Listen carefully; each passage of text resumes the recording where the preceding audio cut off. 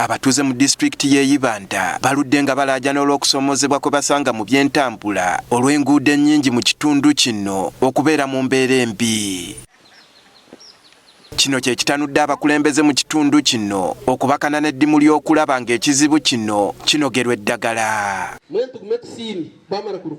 Mu nguudo bano ze batandikiddeko lwe lw'ekalangala okutuuka e Kanywambogo olusangibwa mu ggombolola y'e Kikizi ne Lukuli nga luno luwezaako kilomita eziri mu 16 era nga lusuubirwa okuwemmenta obukadde bw'ensimbi za Uganda obuli mu 1500. Olulala lwe Lukafunjo mu tawuni kanso y'e Ishongolo nga luno luwezaako kilomita 8 nga lusuubirwa okuwemmenta obukadde bw'ensimbi za Uganda obuli mu 9. John Muhozi ateekerateekera eby'enguudo mu disitulikiti y'e Ibanda ategeezezza ng'oluguudo lw'ekalangala okutuuka e Kanywambogo bwe lwetaaga emyezi egiri mu 3 okukolebwako olw'obuwanvu bwalwo n'ekikula ky'ekitundu wabula ng'asuubizza oluguudo luno okukolebwako mu ngeri ey'omutindo. The biggest problem it's been having were galleries, a lot of galleries, the washing away of the soil. So we shall put in a good number of lines of culverts to make sure that we improve on the drainage.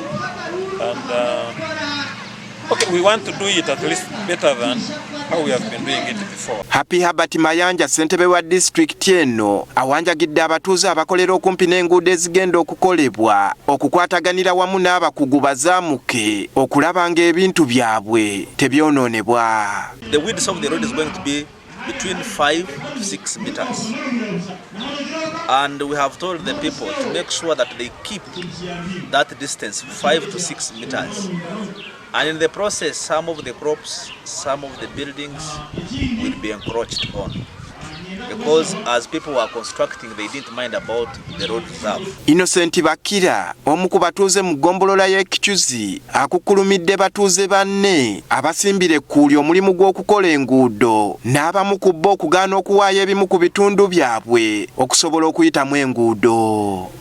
Bantu bayanga kulabya enguudo nkahi mu mataka gaabo tinyokana maziri kubaweereza enguudo ikabeeta heri okuzakirizia teza wa muntu kyatuleetera obulemeezi bw'enguudo yitu kutwarwa mizi. Amyuka RDC w'e Ibanda Richard Banjo aweze enkolokoto nga bw'atajja kuttira muntu ku liiso yenna anaabulankanya ensimbi z'okukola enguudo mu kitundu kino. We want to appeal to the technical people. We want to appeal to whoever is watching us to make sure there is proper accountability of 150 million. There must be quality work.